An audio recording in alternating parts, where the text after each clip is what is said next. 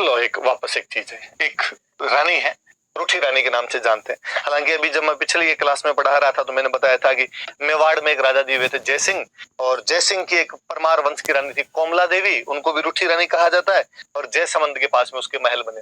पर फिर भी अपने राजस्थान की हिस्ट्री में जिस रूठी रानी का नाम लेते हमारे जो दिमाग के अंदर थी वो मालदेव की रानी। एक कहानी है, सुनिए आप।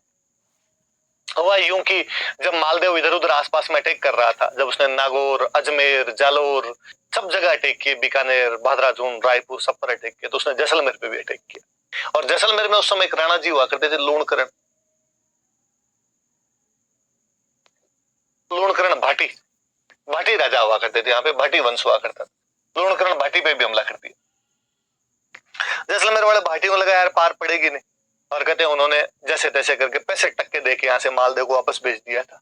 पड़ोदी वाले किले विलेन दे दिए थे, भाई तू चला जा यार, वापस चला जा, ये वाला एरिया लेके हमारी लड़ाई करने की हिम्मत नहीं।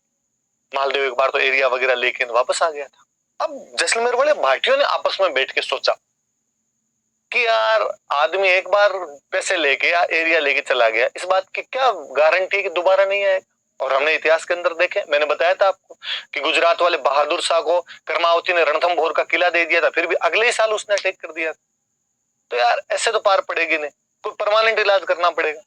क्या परमानेंट इलाज किया जाए? परमानेंट इलाज तो युद्ध युद्ध किया जाए। किसी ने कहा यार युद्ध करेंगे तो मालदेव अपना परमानेंट इलाज कर देगा, वो शक्तिशाली आदमी। तो क्या किया जाना चाहिए? लूणकरण की बेटी थी एक उमा दे नाम की राजकुमारी थी, बेहद सुंदर राजकुमारी।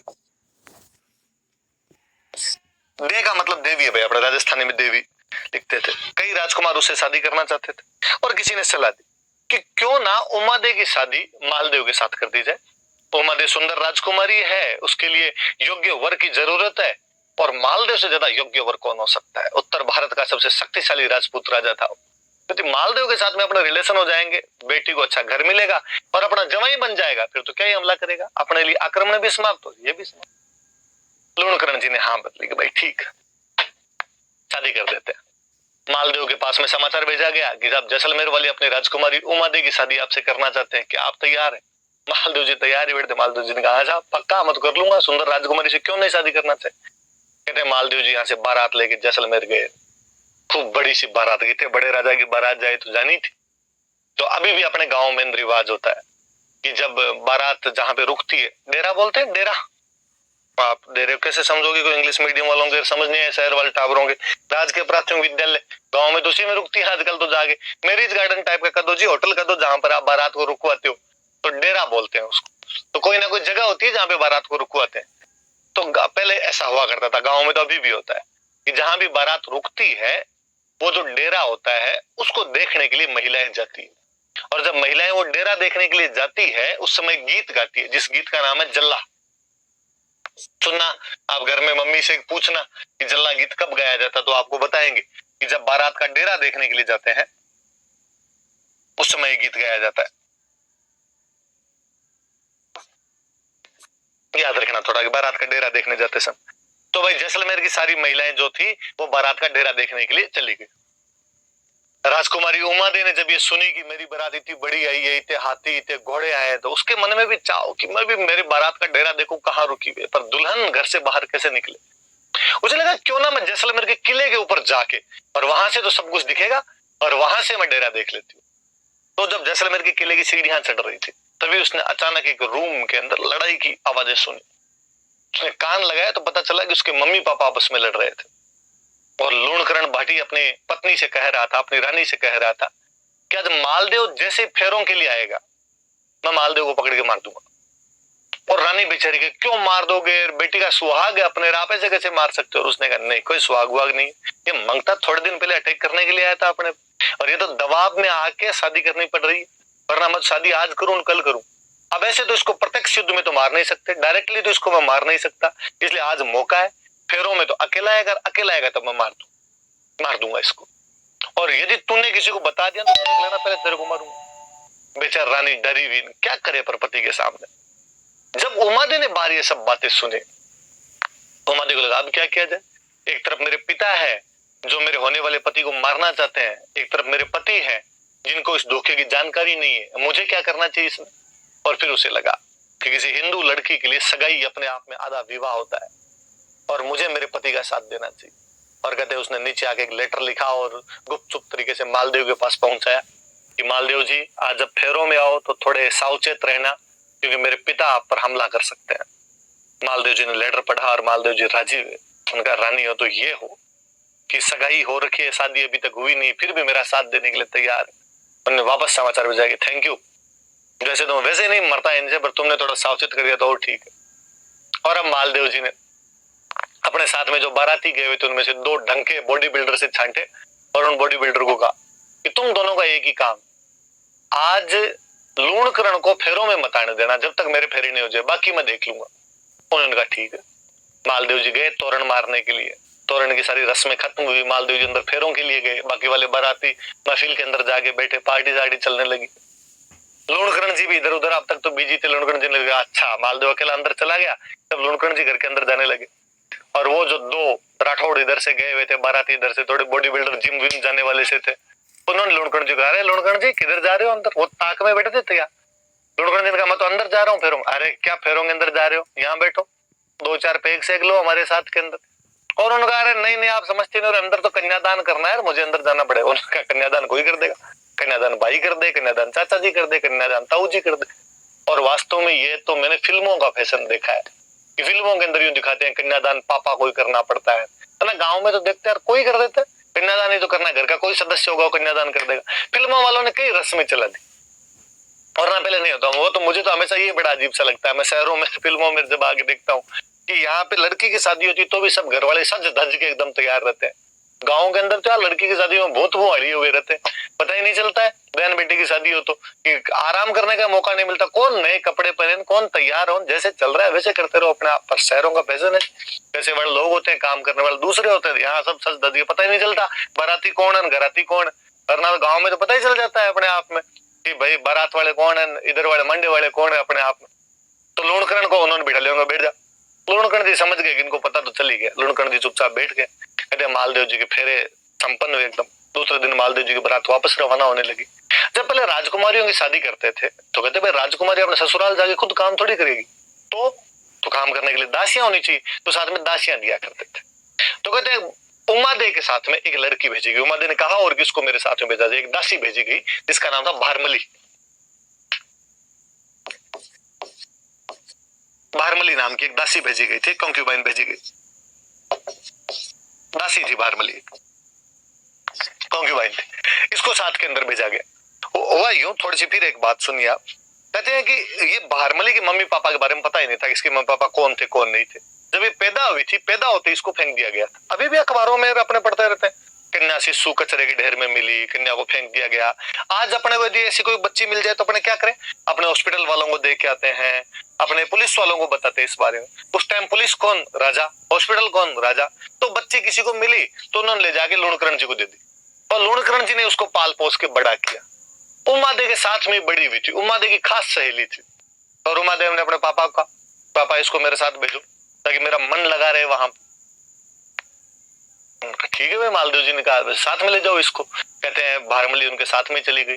शाम को मालदेव जी की सुहागरात आई। मालदेव जी थोड़ा नशा पता किया ही करते थे, नशा वगैरह लेके वो अपने रूम के अंदर आए और तब तक उमादे तैयार नहीं हुए, रानी थे, श्रृंगार वगैरह कर रहे थे, सज धज रहे थे। उमादेव को समाचार मिला कि सब राव जी अपने महलों के अंदर आ गए। उमादेव को लगा कि मुझे थोड़ा टाइम लगेगा, तो उसने भारमली दासी थी उसके पास ही बैठी थी, सहेली थी उसकी, और उसने कहा कि भारमली तू एक बार जाके राव जी, राव मालदेव थे, राव की उपाधि, राव जी को जाकर देगा, मुझे थोड़ा सा टाइम लगेगा। कहते भारमली गई और भारमली बेहद सुंदर थी खुद भी, और मालदेव जी नशे के अंदर थे। उमादेव को जब इस बात का पता चला कि मेरे पति ने ये गलत काम किया है, उसने मेरा वेट करना ही सही नहीं समझा और उसने कहा कि ऐसे लिचड़ पति का मुंह तो मैं आज देखूं कल देखूं। उसके बाद उम्र भर उमादे ने मालदेव का मुंह वापस नहीं देखा था। इसलिए उन उमादे को हम किस नाम से जानते हैं, रूठी रानी के नाम से जानते हैं। तो याद रहेगी बात कि रूठी रानी किसे कहा जाता है, तो रूठी रानी उमादेव कहा जाता है। कहाँ की राजकुमारी थी, तो वो जैसलमेर के भाटी राजा लूणकरण की बेटी थी। कौन सी दासी की वजह से नाराज हो गई थी, तो वो भारमली नामक दासी की वजह से नाराज हो गई थी और उसने मालदेव का आजीवन बाद मुंह नहीं देखा था। यहाँ से चली गई थी, अजमेर के तारागढ़ किले में खूब दिन तक रही थी। कहते हैं शेरशाह सूरी वाला जब अटैक हुआ था तब तारागढ़ खाली करवाया था, तब बाद में जोधपुर के पास में किसी गांव के अंदर आके रहने लग गए थे। कई दिन बाद में एक बेटा गोद ले लिया था, मालदेव का बड़ा ही बड़ा बेटा था राम सिंह, दूसरी किसी रानी से राम सिंह हुआ था, उसको गोद ले लिया था और उसके साथ में गुंडोज रहे थे। बाद में फाइनली केलवा चले गए थे, मेवाड़ में जगह पड़ती है केलवा, वहां चले गए थे। पर कहते हैं कि जब मालदेव जी की मृत्यु हुई थी और जब केलवा में उमादेव थे, वहां पर उनको समाचार मिला कि भाई मालदेव जी की मृत्यु हो गई, तो उमादेव वहां पर उनके साथ में सती होते हैं। मालदेव जी की पगड़ी भेजी गई थी और उस पगड़ी के साथ में सती हो गए थे। और उन्होंने कहा भाई वो बेलखना था, उसने अपने पति होने का धर्म नहीं निभाया, उसने गलती की, बाकी मैं पत्नीव्रता नारी हूं, मैं अपने पत्नी होने के सारे धर्म निभाऊंगी। और वो मालदेव जी के साथ में बाद में सती हो जाते हैं। उस उमादेव जैसी पतिव्रता नारी को हम आज भी याद करते हैं, उसके स्वाभिमान को याद किया जाता है। क्या स्वाभिमानी महिला थी, इसने गलत बात की, पति की गलत बात को स्वीकार नहीं किया तो नहीं किया और आजीवन अपने पति से अलग रही, इसलिए हम उसको किस नाम से जानते हैं, रूठी रानी के नाम से जानते हैं। अजमेर के तारागढ़ किले में रही थी, बाद में फाइनली लास्ट में तो राम को लेके केलवा चली गई थी और केलवा में वहां अपने पति की पगड़ी के साथ में क्या हो गई थी, सती हो गई थी। मूल तो कहानी ये है। फिर भी थोड़ी सी से जुड़ती हुई एक बात और है, आगे थोड़ी सी बात सही आपको समझ में आएगी, मैं फिर आपको बात बताता हूँ। देखो कहते हैं कि उमादेव जब यहाँ जोधपुर के आसपास में कोसाना कोई गांव था, वहां पर जब रह रहे थे, तब एक दिन मालदेव जी को लगा कि यार मेरी गलती थी यार, मेरी गलती की वजह से उमादेव वापस चले गए, इसलिए उमादेव को मना के वापस लाया जाना चाहिए। और मालदेव के दरबार में एक बहुत अच्छे कवि हुआ करते थे, ईसरदास जी। और मालदेव ने ईसरदास जी को कहा, ईसरदास जी यार आप जाओ और जाके उमादेव को मना के लेके आओ। ईसरदास जी गए, ईसरदास जी ने जाके उमादेव को मना भी लिया और कहा आपको वापस चलना चाहिए, वापस चल के मालदेव जी के पास रहना चाहिए। उसने कहा नहीं, एक बार जिस आदमी को छोड़ के आ गई उसके पास वापस मैं तो आज जाऊं कल जाऊं, और फिर मैं वापस गई तो क्या इज्जत रह जाएगी? लोग कहेंगे कि पहले तो मुंह सुजा के गई थी और एक बार मनाया देते हैं वापस आ गई। ईसरदास जी ने कहा ऐसी कोई बात नहीं है ना, आपको बाकायदा पटरानी का दर्जा दिया जाएगा, मालदेव आपसे माफी मांगेगा, 10 लोगों के सामने माफी मांग लेगा, आपकी इज्जत को बरकरार रखा जाएगा। उमादेव ने कहा देखो बाट जी आप कह रहे हो तो मैं साथ चल लूंगी, पर मेरी इज्जत में तनिक भी कमी नहीं आनी चाहिए। ईसरदास जी ने कहा मेरी गारंटी, आप तो साथ चलो। उमादेव को लेके वापस आ रहे थे, रानियां पालकी में बैठ के आया करती थी, उमादेव पालकी में बैठ के आ रहे थे। कहते इधर बाकी रानियों को जब पता चला कि उमादेव आ रही है तो उनको लगा उमादेव पटरानी पड़ेगी, अपनी जो वैल्यू खत्म हो जाएगी पूरी की पूरी। तो उन्होंने एक कवि और हुआ करते थे, ईसरदास जी के अंकल थे आसानंद जी, और आसानंद जी का आसानंद जी ये तो एक महिला का अपमान है ना, एक बार जो यूं नाराज होकर चली गई अपने पति से, वो वापस थोड़ी आए कोई। आसानंद जी ने कहा सही है, उमादेव को नहीं आना चाहिए, मालदेव जैसे आदमी के पास तो कतई नहीं आना चाहिए, इसने गलती की थी उनके खिलाफ, तो आपको समझाना चाहिए। आसानंद जी ने कहा पक्का।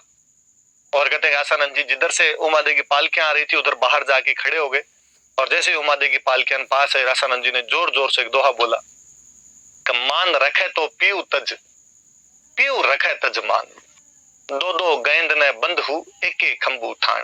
मतलब कि मान रखे तो पीऊ तज, मान मतलब सम्मान, पीऊ मतलब पति, यदि सम्मान चाहिए तो पति त्याग दो, पीऊ रखे तज मान, पर यदि पति चाहिए तो सम्मान त्याग दो, मतलब दोनों में से एक मिलेगा। मालदेव जी मिल गए तो इज्जत नहीं मिलेगी, इज्जत मिलेगी तो मालदेव जी नहीं मिलेगी।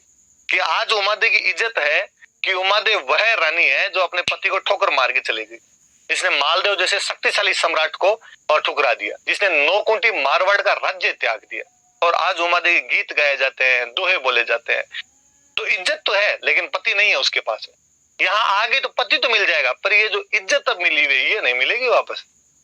दो दो गेंद न बंधु, गेंद का मतलब होता है हाथी, दो दो हाथियों को नहीं बांधा जा सकता, एक एक खंबू ठाण, एक ही खंबे के ठाण पे, एक ही स्थान पे दो दो हाथियों को आप नहीं बांध के रख सकते, वो आपस में लड़ेंगे। इसलिए इज्जत या पति में से एक चीज जो आपको प्यारी हो वो मिल सकती है, दोनों एक साथ तो नहीं मिलेगी। और उमादेव ने जैसे ही ये दोहा सुना उनके झाड़ उठी और वो यहाँ से वापस चले गए थे। कहते हैं उसके बाद वापस वो यहाँ पे नहीं है। थोड़ा सा और मैं कहानी को थोड़ा और आगे बढ़ाऊं। कहते उमादेव का किस्सा तो उसके बाद खत्म हो गया, पर भारमली तो अभी तक मालदेव के पास ही रहा करते थे। एक दिन जैसलमेर की तरफ बिजलियां चमके और भारमली एक टक उधर देखे।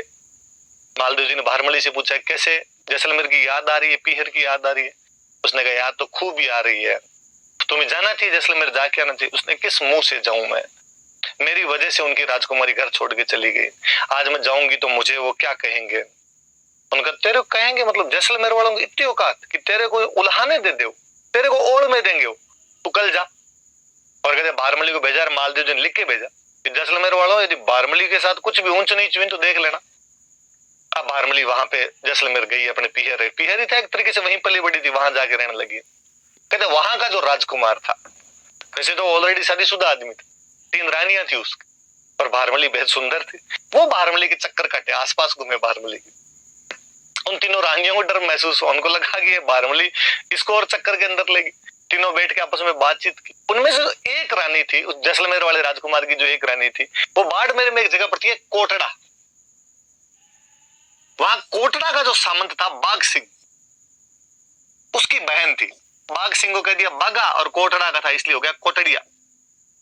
उस बाघे कोटड़िया की बहन थी। बागा कोटड़िया धड़ाईती आदमी था। धड़ाईती मतलब जो दिन दहाड़े धाड़े मार ले, डाकू टाइप का आदमी था, पर था रॉबिन हुड। अमीरों को लूटता, गरीबों में धन बांटा करता था, अमीरों को गरीबों को नहीं सताता, और जो लूंटे लोग होते हैं, शक्तिशाली लोग होते हैं, उनसे टकरे लिया करता था। उन तीनों रानियों ने आपस में बात कर उस बीच वाले रहने का कि तेरा भाई शक्तिशाली आदमी है, तुम भाग्य को बुला, वो ही बारमली का इंतजाम कर सकता है कोई। भाग्य को बुलाएगा, और भाग्य को बुला के बहन ने रोते रोते पूरा किस्सा का। बहन ने कहा वैसे तो आप सब जानते ही, और मैं क्या बताऊं, ये बारमली पहले हमारे ननद का घर खराब करके आई है, और अब आप पूछो मत, आपके जो जीजाजी हमारे जो पति है वो एकदम बॉर्डर लाइन पे हैं, कभी भी उधर जा सकते हैं, प्लीज आप कुछ कीजिए। भाग्य ने कहा ठीक है, ये छोटी सी बात है, कल एक काम करना, कल जब मैं वापस जाऊं तो सीख देने के लिए तू मत आना, बारमली को भेज दे। सीख देना समझते हो? अभी भी घरों में अपने रिवाज होता है कि कोई मेहमान आया हुआ होता है तो जब दूसरे दिन जाता है तो तिलक विलक निकाल के उसको सीख देते हैं। विशेषकर जब भाई बहन के घर गया होता है तो बहन तिलक वगैरह निकाल के उसको वापस जो भेजती है उसको सीख देना कहते हैं। उसने कहा ठीक। दूसरे दिन बागा सुबह सुबह उठा, उठते ही बिना चाय पानी पी के ऊंट पे जाके बैठा। जैसलमेर वालों ने कहा बाग जी क्या हुआ, चाय पानी तो पी के जाओ, सीख तो लेके जाओ। उनका नहीं यार लेट हो रही है, मेरे को कोटड़ा जल्दी जाना है। तो अरे तो सीख तो ले जाओ, तो फटाफट मेरी बहन को अंदर जाको, जल्दी से यार सीख दे दे, मैं ऊंट को खड़ा ही नहीं कर रहा, ऊंट पे बैठा हूं।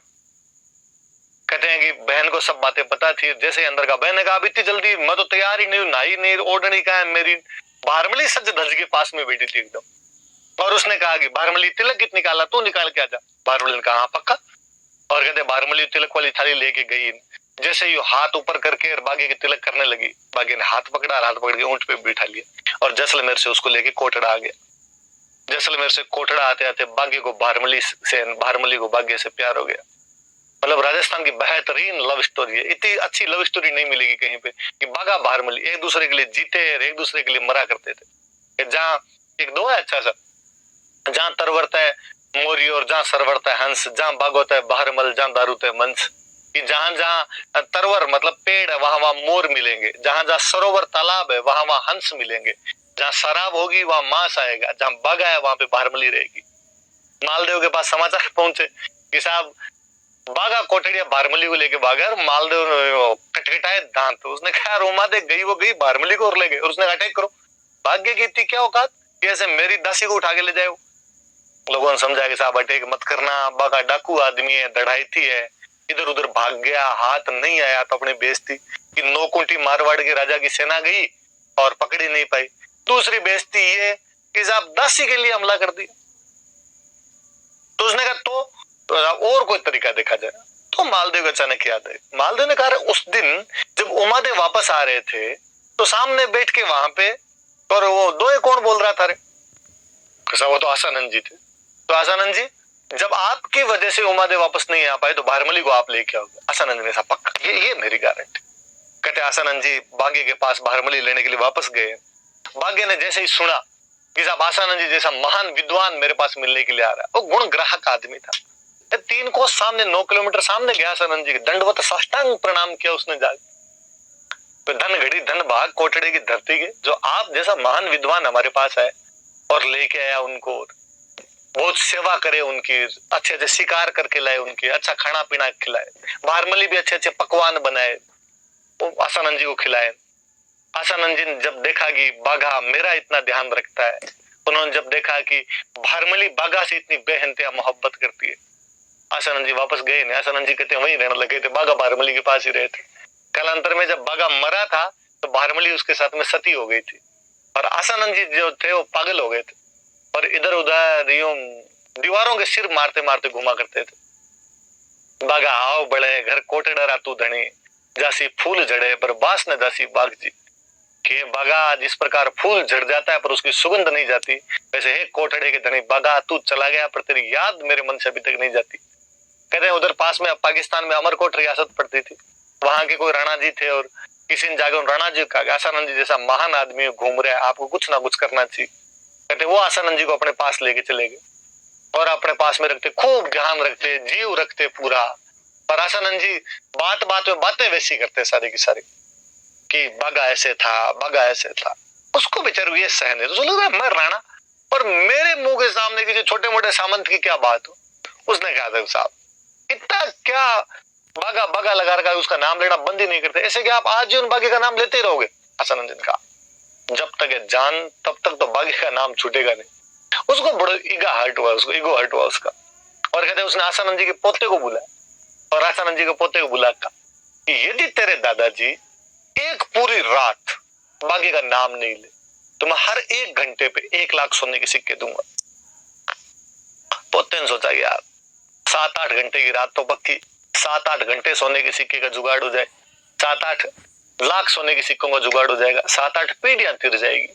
और उसने अपने दादाजी को जाके कहा कि ये बात। दादाजी ने कहा देख पोते पार तो नहीं पड़ेगी, बागा मेरे जीव की जड़ी है, कहीं अंदर बसा हुआ है, भाग्य को मैं कैसे भूल सकता हूँ, फिर भी तू कह रहा है तो आई विल ट्राई।